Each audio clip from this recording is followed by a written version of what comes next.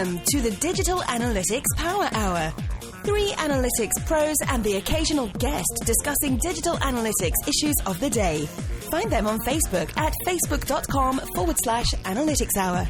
And now, the Digital Analytics Power Hour. Hello, everyone. Welcome to the Digital Analytics Power Hour. This is episode 21. As always, I'm joined tonight by the estimable Tim Wilson, who is a partner at Analytics Demystified. Hey, Michael. And, of course, by Jim Kane, CEO of Napkin and Babbage Systems. Hello. Today, we have a great show. We're talking about analytics, but analytics in a new context. Analytics in sports. But we needed an expert. We needed someone who could tell us all the stats from every minor league baseball team ever west of the Wasatch Range. And so, of course, we got the number one guy we think of when analytics in sports is mentioned. That's right, Ben Gaines. You might know him as the senior product manager at Adobe, who answers all your questions on Twitter about how Adobe Analytics works. But he's actually kind of a knowledgeable guy about the whole field of sports and analytics. Welcome to the podcast, Ben. Thanks for having me. That introduction I certainly cannot live up to. Oh, stop. That's okay. Nobody's going to research it. You can just make up numbers, you know. Yeah, exactly. Yeah, Inventor of Velcro, Ben Gaines, is with us tonight. That's right. Well, if there's anything that analytics has taught us, it's that making up numbers to build up one's own image is totally acceptable.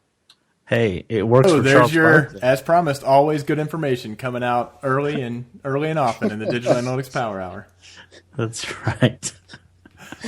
So, awesome. Well, I'm excited about this. I think ever since Moneyball, analytics in sports has started to become a more intriguing and ever-present topic. And that, coupled with fantasy sports and things like that, really is bringing it to the forefront.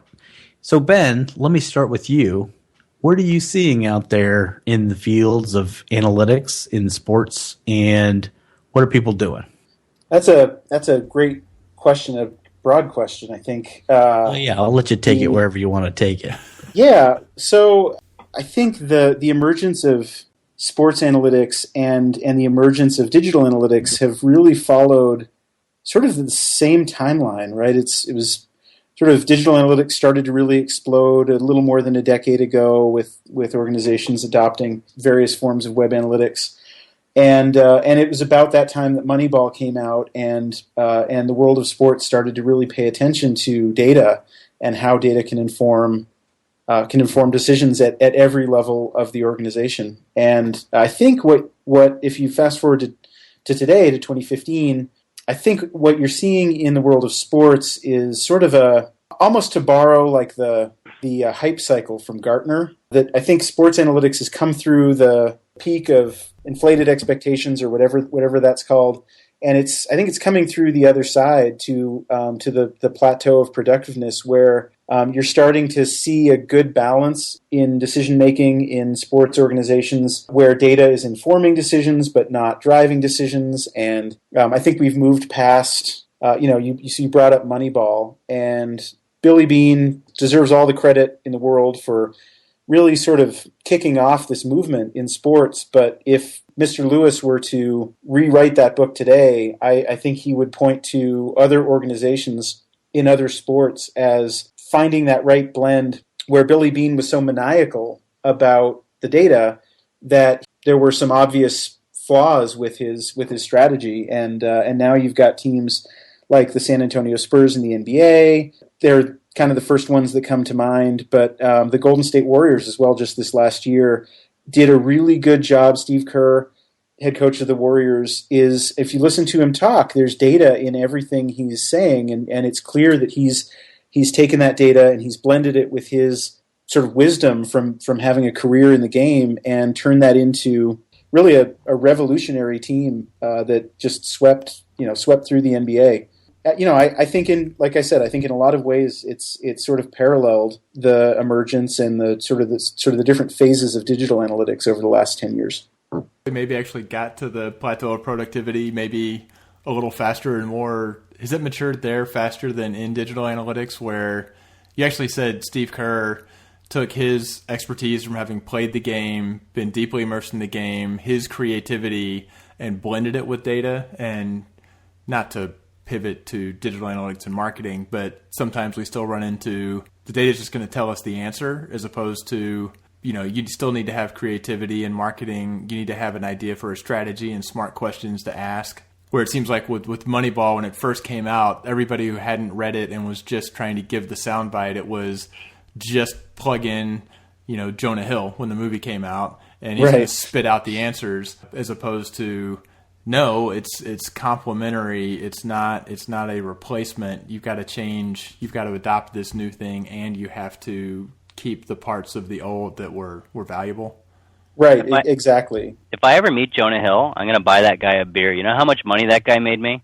I've easily closed in my career 5 or 6 deals by someone going, I don't understand what your analytics company does. And I was like, you see Moneyball? You want Jonah Hill? They're like, yeah. I'm like, sign this. They're like, okay. Has anybody made you wear a fat That's suit fantastic. and dress up as Jonah Hill to actually close the deal?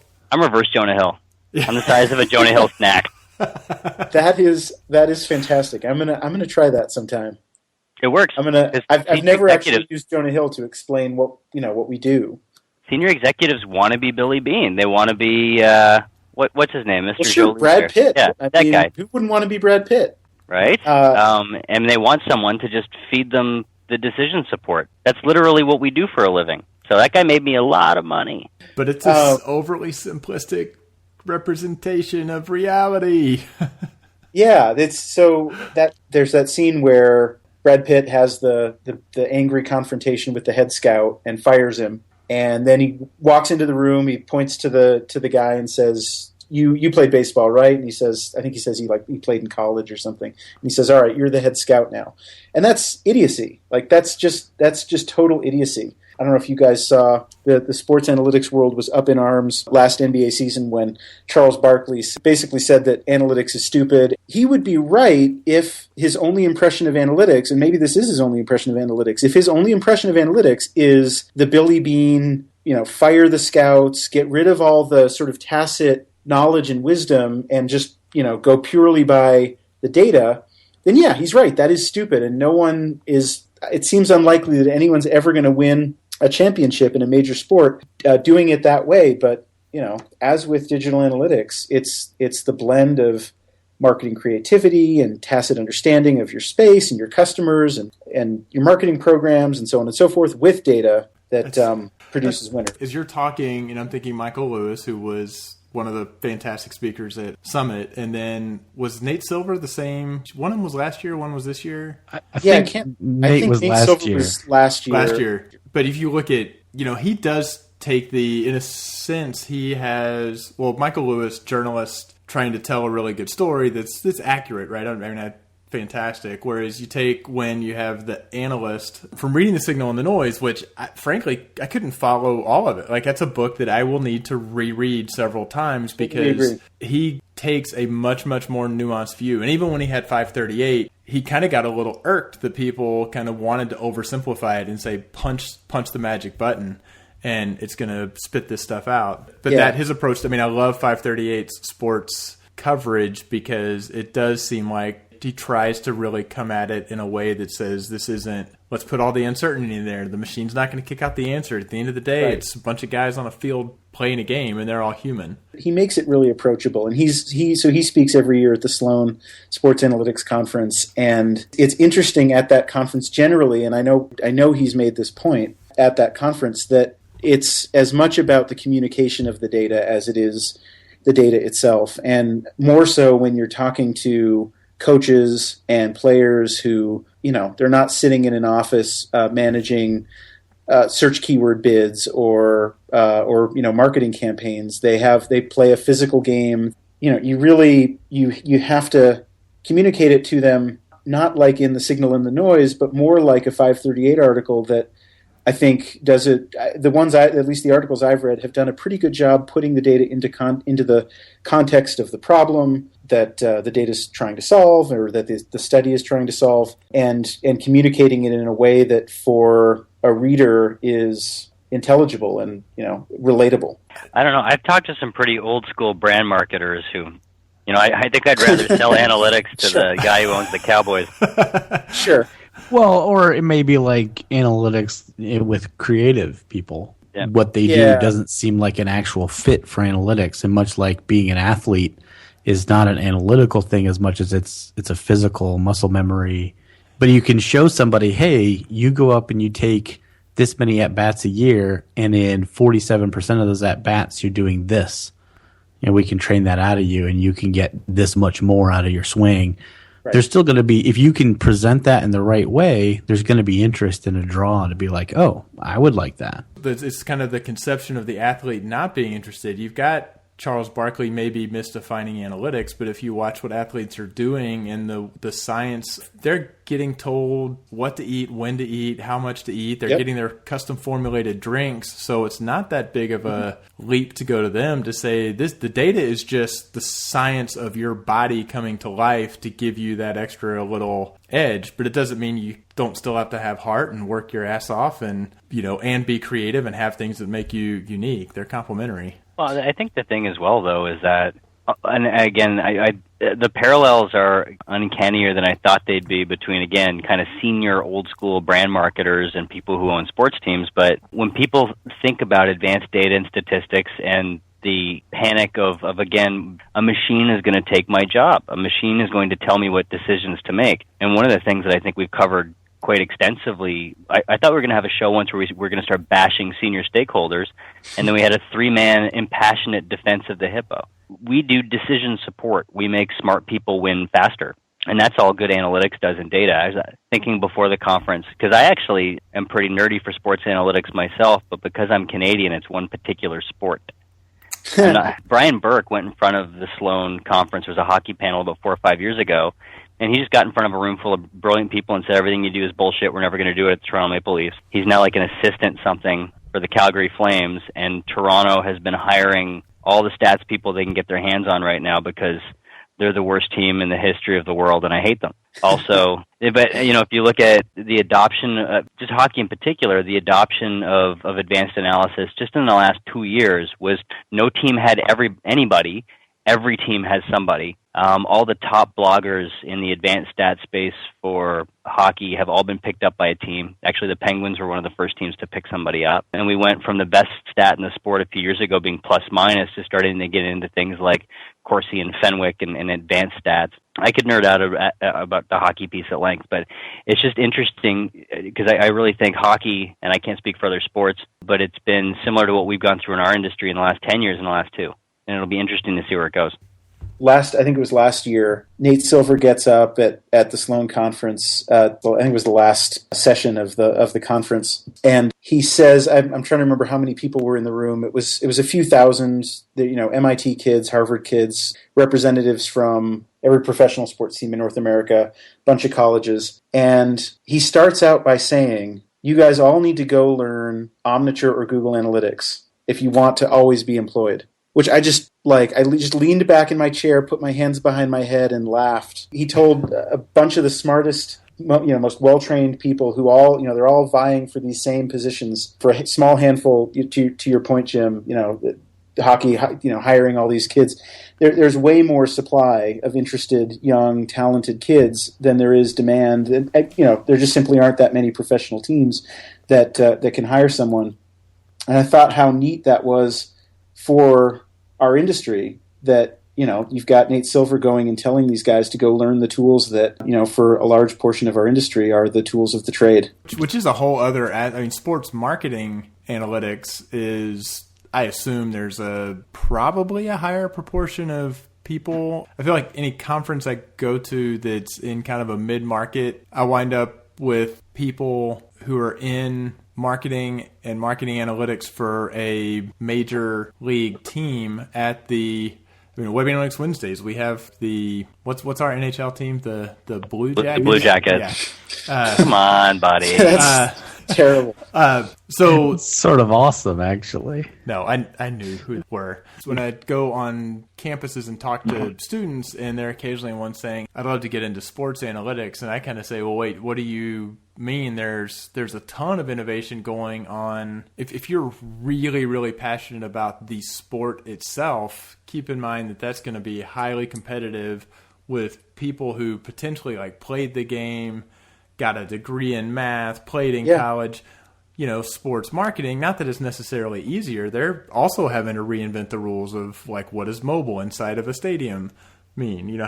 What does multi-screen mean? All the stuff. You were at ESPN. I assume you were. I was seeing, it was a little before you got there. I watched somebody, talk about, it was somebody from ESPN talking about how we have no idea how we're going to handle the next international sporting event, because we know there are these things called iPads, and we're not sure exactly what that's going to mean and how we're going to instrument for them. So that's a whole other, I don't know if that falls under sports analytics. It's consumer behavior. Yeah, I mean, it does at the Sloan Conference. There are always a handful of sessions, usually like StubHub will get up or Ticketmaster will get up and talk about how they do marketing. And that's a little different than if you're in marketing for a team. But they're talking about a lot of the tools and practices that I think, that you all and your listeners would be really familiar with. I think it was, I'm trying to remember who it was. I want to say David Halberstam, one of the giants of sports writing at one point, said that when he gets approached, similarly, Tim, when he gets approached by a college kid who says, I want to be a great sports writer, what do I need to do? He would say, do you love sports? And the kid would say, of course. And he would say, do you love to write? And that was the thing that would separate the ones that had potential from those that didn't. It's not enough to be into sports because, like you said, the imbalance between supply and demand is so great that, if what you love is analytics and you love sports, then sports marketing is a great place to end up. You may not be impacting the on-field or on-court performance as much, but you play as integral a role in the health of the organization financially because you're reaching out to fans and you're getting fans involved and keeping them buying season tickets and things. And you're probably getting to attend some games, so I would hope so. I've never been in that role, but if you were in sports marketing for a team and you didn't get to go to the games for free, that would suck. We haven't really nerded out on sports before. Do you guys have a favorite sport, and have you ever sat back and thought, I would like to use measurement this way? Because I know I have. So I'm just wondering if you guys have ever sat there at the pub with your buddies and nerded out on your favorite team or your favorite sport, and kind of what was it? I'm just curious. See, I'm an amateur baseball guy. I mean, to the point that I invented a stat for young kids and built a spreadsheet with pivot tables to generate just the standard baseball stats. I can't even follow the VORP and all the advanced stats, but the basics just from a way to. I think I would think baseball is a boring game to watch if I wasn't actually scoring it, and that's not something that goes back to my youth of doing this with my father. I came to that well after college. For my beloved Texas Longhorns that have had a fantastic baseball team off and on over the years, they're in a little bit of a lull. So non-professional baseball is kind of my weird little quirk, but I enjoy watching almost anything. Yeah, I would say I'm a NFL fan first and foremost, and I do a lot of fantasy football leagues, so that's probably my thing. But lately, most recently, and this is super nerdy, or could be construed that way, esports has been really fascinating me. I can't fathom it. I've got 2 teenage sons, and I Wait, cannot fathom. You mean video game sports? Yes, esports. They just full ride scholarships to schools. Yeah, that's starting to happen. There's a game called League of Legends that just had their North America finals at Madison Square Garden. They're starting to become a really big deal. It's interesting to see that grow, and obviously because it's primarily digital, it's built with analytics from the ground up. And so that's just fascinating in its own right, much less so than all the other sports out there. Are there sports that haven't even embraced analytics? How much does rugby use analytics? Is it a thing or is it not a thing? And maybe we don't know as Americans because we don't follow rugby closely enough. No, so Ben, what about you? Do you have a favorite sport? For me, it kind of goes with the seasons. I'm a baseball, basketball, football guy, but at the end of the day, if I had to stick with one, I think it would be basketball. And the NBA is kind of the hot league for analytics right now. A lot of the best new research seems to be happening there. Baseball, there's tons of stuff going on, but it kind of feels like that had its kind of heyday with analytics in the last decade, and now people are kind of focused on the NBA. There are just tons of phenomenal blogs out there and podcasts, basketball analytics podcasts that you can just, you could just drown yourself in data and analytics in the NBA. To Tim's point about creating a metric, I think the only original analysis that I've ever done, the only sort of statistical analysis I've ever done for the NBA was I looked at, I'm a Utah Jazz fan, live in Salt Lake City. So people were always ripping the general manager of the Utah Jazz, Kevin O'Connor, for being terrible at drafting. Because he's had a handful of major misses. He had a chance at drafting Tony Parker, who's, future Hall of Famer, and he went with a total bust of a point guard who was, out of the league in a couple of years, and no one's ever heard of him. And a few others like that. And so I wanted to look and see if you factor in players who were productive in the NBA, but after they left the team that drafted them, does that change the picture? Because obviously, Kevin O'Connor had some picks that when they were with the Jazz, they were mediocre or terrible, and then they caught on somewhere else, and they turned into, if not NBA stars, they at least turned into serviceable NBA players. And should he get credit for that? I kind of think he should get at least partial credit for recognizing that the talent was there, and it just needed the coaching was terrible then. Well, most so that's not likely to be the case. Although Sloan tended to not play rookies very much, so you could actually make a case that maybe Sloan was holding some of them back. But anyway, what I found was he was actually sort of right about in the middle of current general managers in terms of downstream wins. The NBA has a stat called win shares, which is sort of it's the kind of metric that probably a lot of digital analysts would turn their noses up at. It's an attempt to be a single metric to quantify a player's value, which has its issues, and I don't think wins above replacement equivalent. Is that it's basically the NBA's version of wins above replacement. So although I'm not sure it's as well developed as wins above replacement. Anyway, so I looked at that and found that I think the worst general manager I could find in terms of draft picks was Greg Popovich. No, it wasn't. They actually, so you had to factor in, for the analysis, you had to factor in like where the team was drafting, because you can't honestly expect the Spurs, who are always drafting toward the end of the first round, to produce as many win shares out of a draft as, a team that's drafting in the top three, where they're likely to pick a future superstar. But it was the Lakers. It was Mitch Kupchak of the Lakers, and they just, if you look at their draft history since he's been general manager, it's just awful. And he's gotten better, and this was several years ago, and he didn't get much credit when I did the study for drafting Marc Gasol, who's turned into like the best center in the NBA. But at the time, he was just kind of a decent center, but hadn't really sprouted yet. Now he's in Memphis and he's doing great. So I could go back and update the study, but I think that's the only thing I've ever done to contribute anything to NBA analysis. This makes me realize that Helbling has not referenced. We've talked about Moneyball, which was the book and then a movie, and Helbling hasn't said anything about Draft Day and his beloved Cleveland Browns. I haven't seen, which is a scandal. I also have not seen that movie, and I feel as a fan we've moved past that point in time. It was a bit of a Time Life movie also. You didn't really miss anything. Yeah, and I know what happened in each of those drafts. I was there. I was live tweeting. No, I don't usually live tweet the drafts, but I do.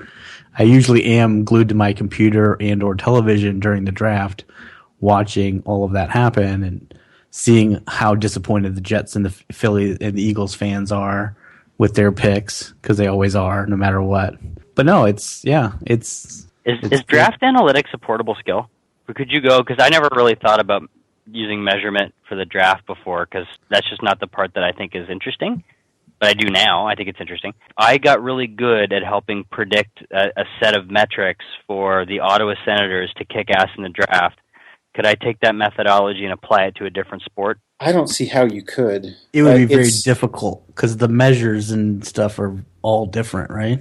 It depends. I suppose there are some metrics that are going to be more or less common or convertible, metrics like speed or agility or strength that, if you can bench press 400 pounds in the NFL, you can bench press 400 pounds in the NHL. But I can't think of a good two sports that are similar enough that the skills and any of the data that would come out of the amateur ranks, whether that's amateur hockey or college football or college basketball, like they're so different, and the competition is all over the map at the amateur levels. Some guy who has incredible numbers playing for a small school against mediocre competition, how do you compare that to a guy with lesser numbers who did it against much better talent?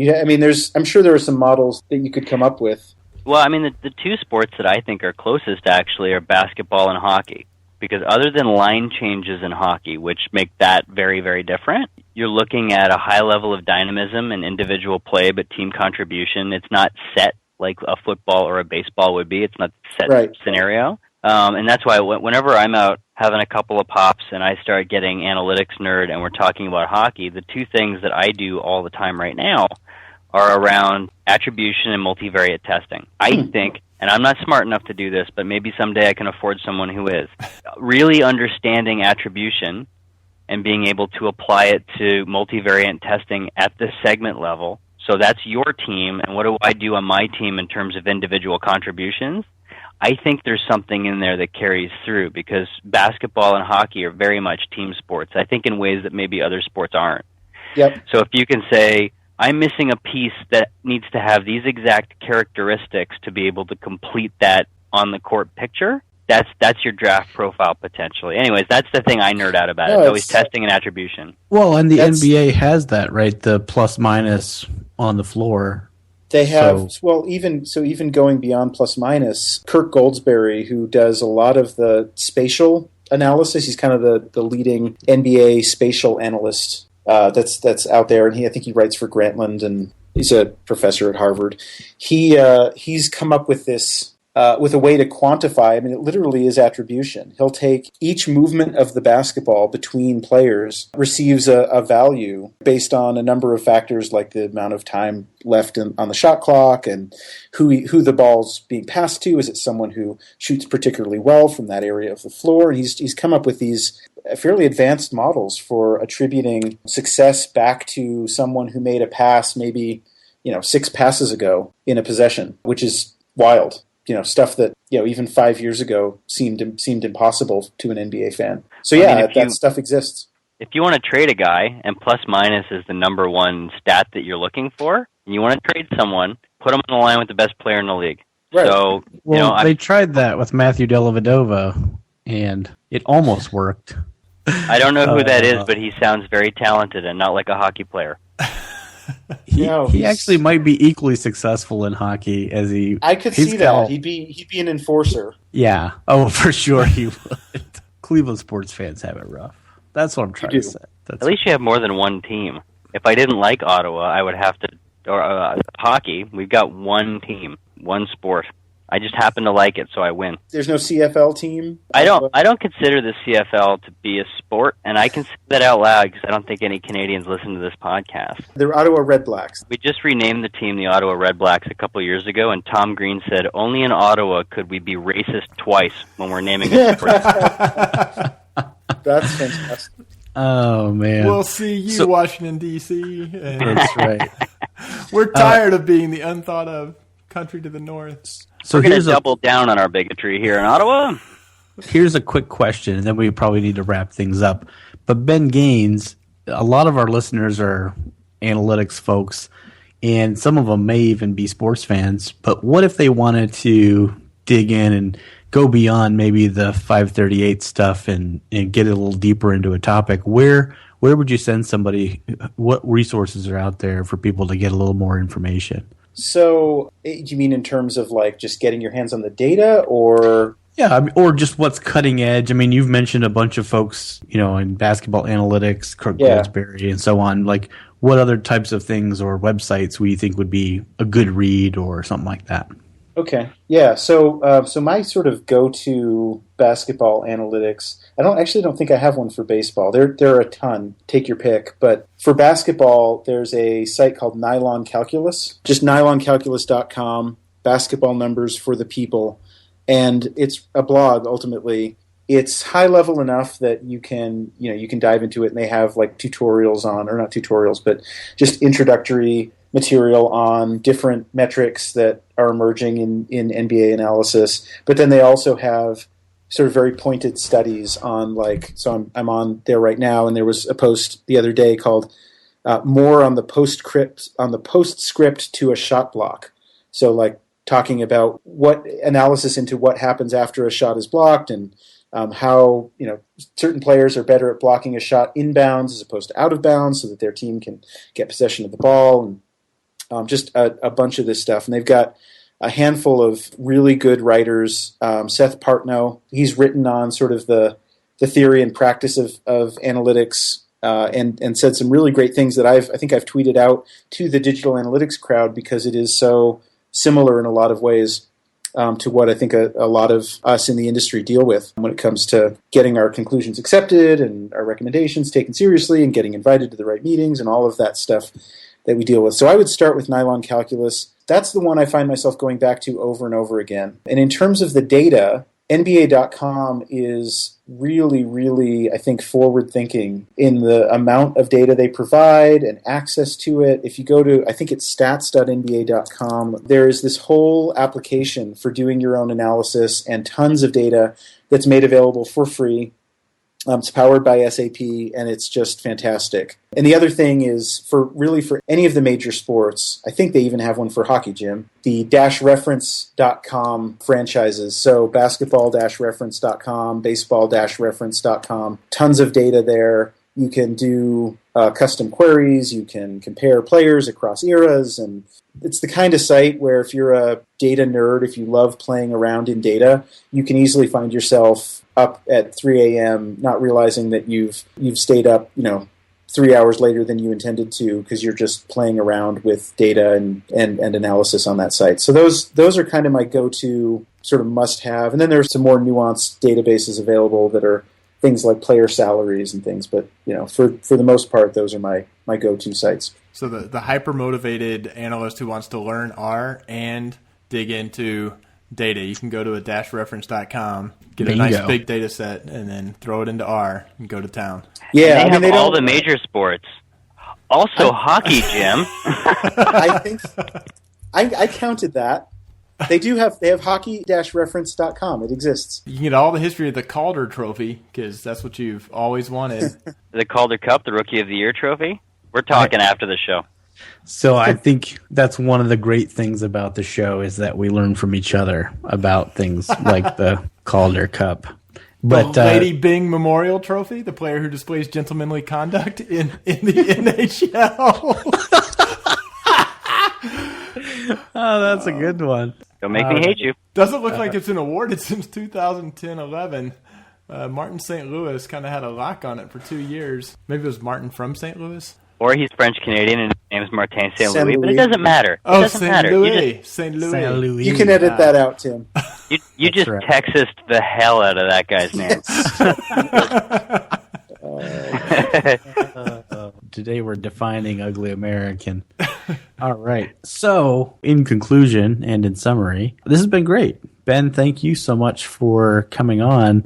Anybody got any big takeaways? Anything really blow open in their minds they want to share? I could do this episode again next week. I mean, I like the analytics piece. Obviously, I nerd out in a very specific area of it. I really feel that everything that we're going through, the sports analytics business, maybe not baseball, but all the other leagues, are just getting started now dealing with the bullshit we had to deal with 6 years ago, in terms of stakeholder buy-in, in terms of don't worry, I'm not taking your job, in terms of getting people to listen and all that other kind of stuff.